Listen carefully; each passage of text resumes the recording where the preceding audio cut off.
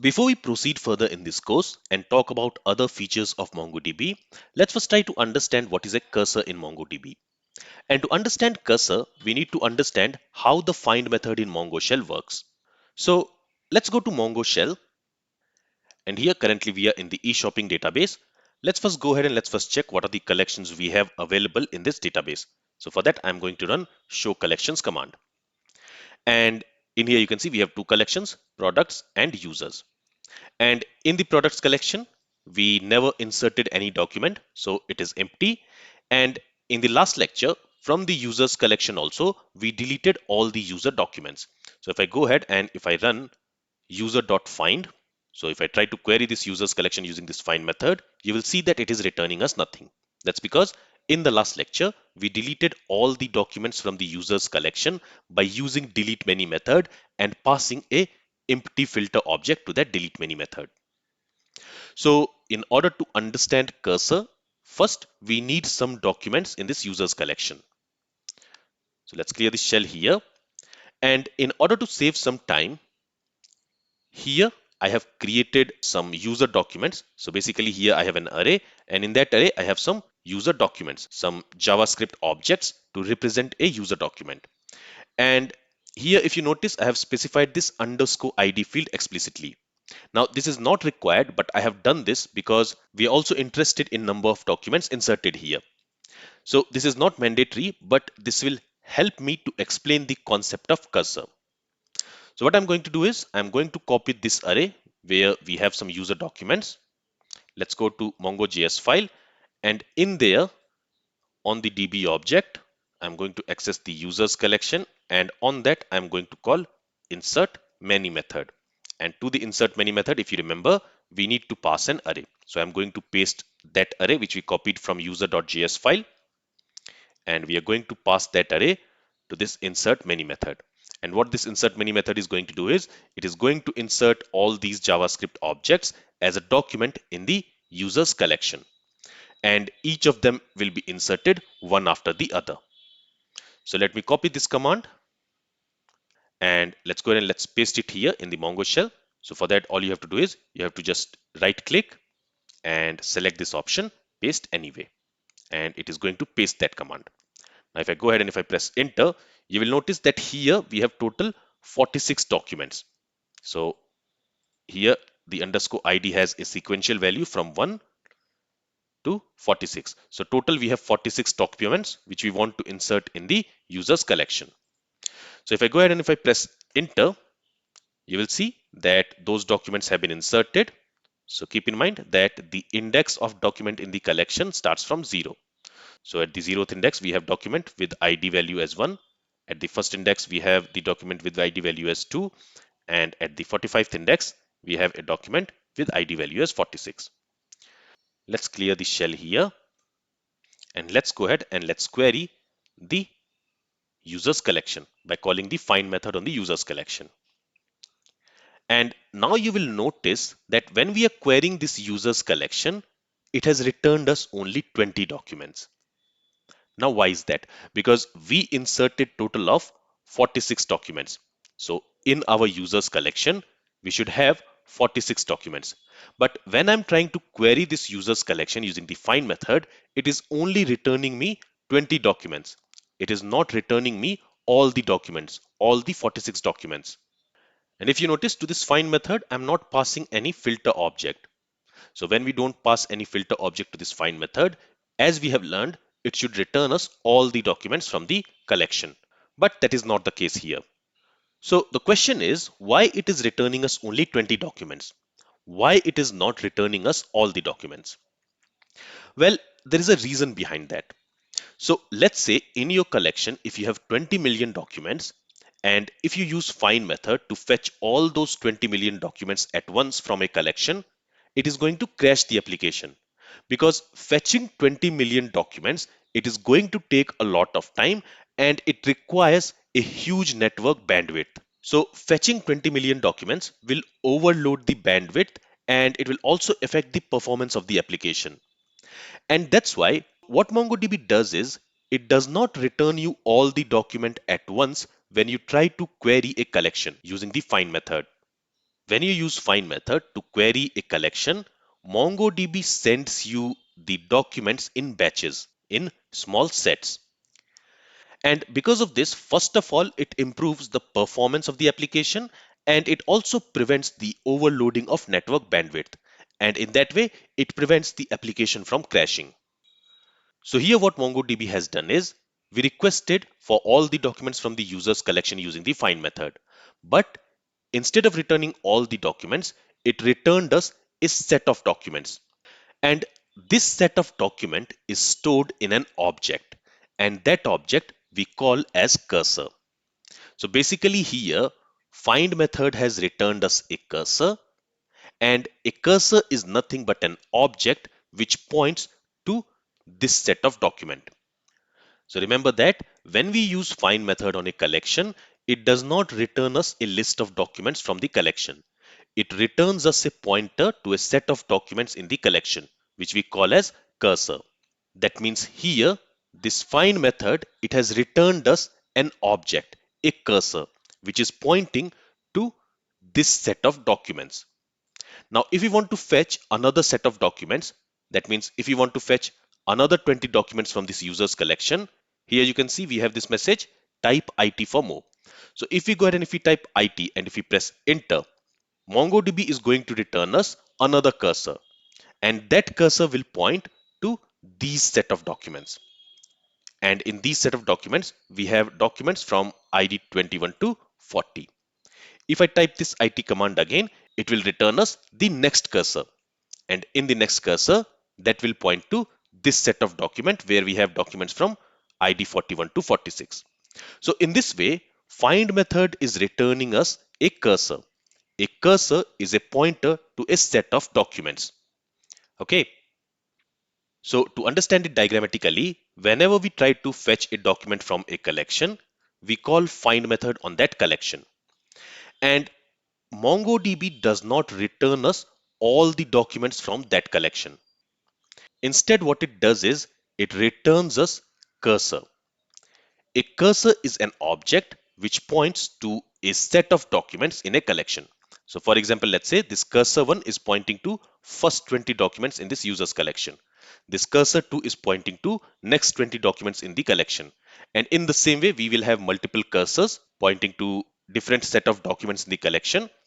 And the last cursor will point to the last set of documents. So here, instead of returning all the documents from this user's collection, MongoDB is going to return us a cursor. And in that cursor, we will have a list of documents, a set of documents.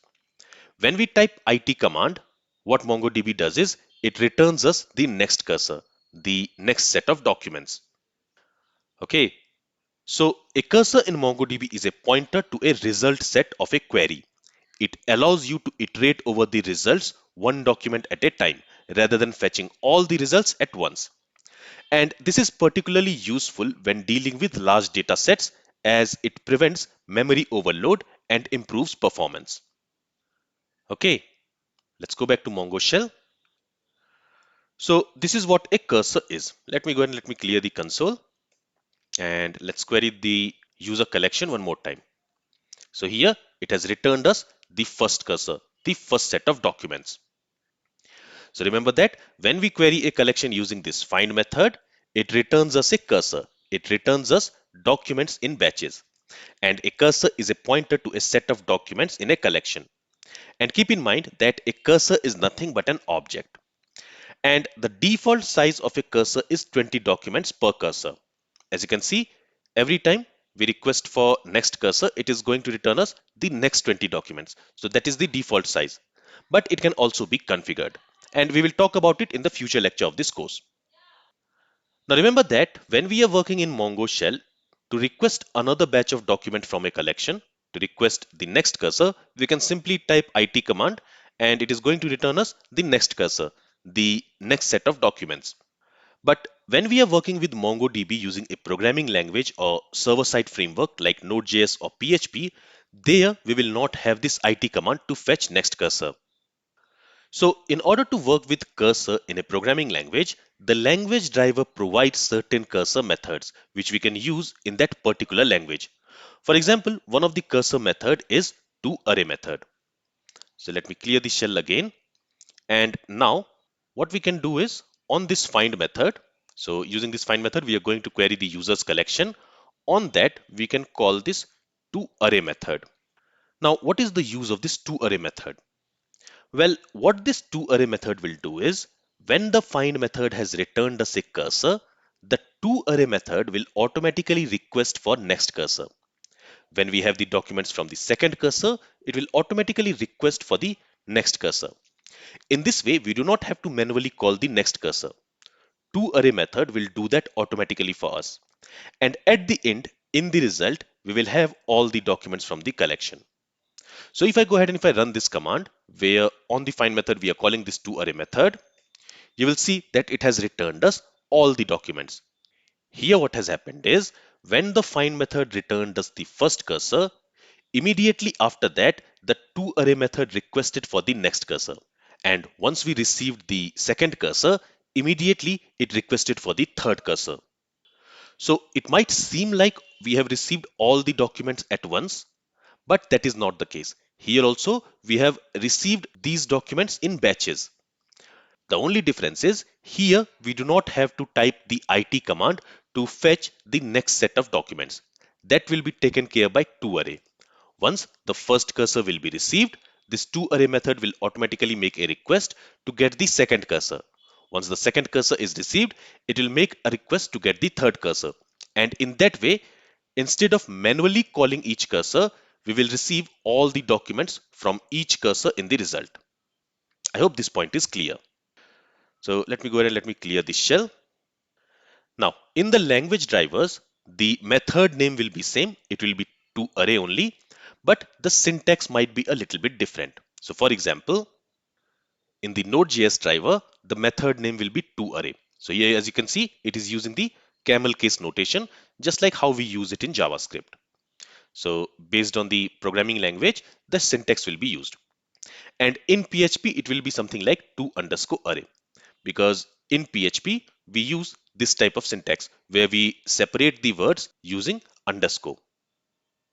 So as you can see, the method name is same, but the syntax is different based on which programming language driver we are using. Okay, so here the name is same, but the syntax or the naming convention might differ, but the working will remain the same. So we talked about toArray method, which is a cursor method which automatically requests for the next cursor whenever the first cursor is received. In the same way, we also have another cursor method, which is forEach. So let me go ahead and let me delete this from here. And now let's talk about the forEach cursor method. So again, I'm going to use the find method, and we know that this find method is going to return us a result in the form of cursor. So on that cursor, if we go ahead and if we use forEach, the forEach method works in the same way as toArray method. So here also, when the first cursor will be received, this forEach method will automatically make a request to get the second cursor. When the second cursor is received, this forEach method will automatically make a request to get the third cursor, and so on. But using this forEach method, we can also transform the result according to our need. So to this forEach method, what we need to do is we need to pass a function. And this function, basically this for each, it is going to loop over each document from the cursor. And this callback function which we are passing to this for each, it is going to receive that document for each iteration. So let me call that document user. And now what we want is we want to transform the data of that user document. So for each document, we want to print something.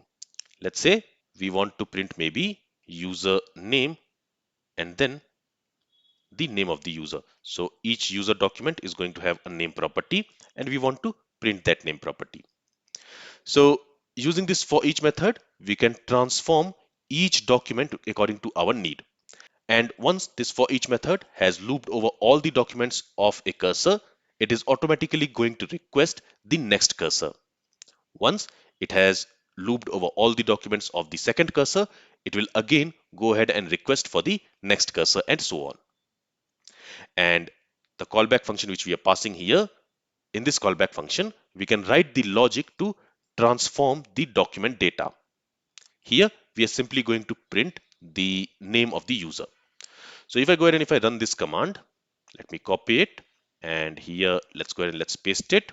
And if I go ahead and if I run this command, you will see that the result looks something like this. So instead of getting all the documents, we are seeing this message for each document, because this for each method is going to loop over each document, and for each document it is going to print this result, and that's what you will see here.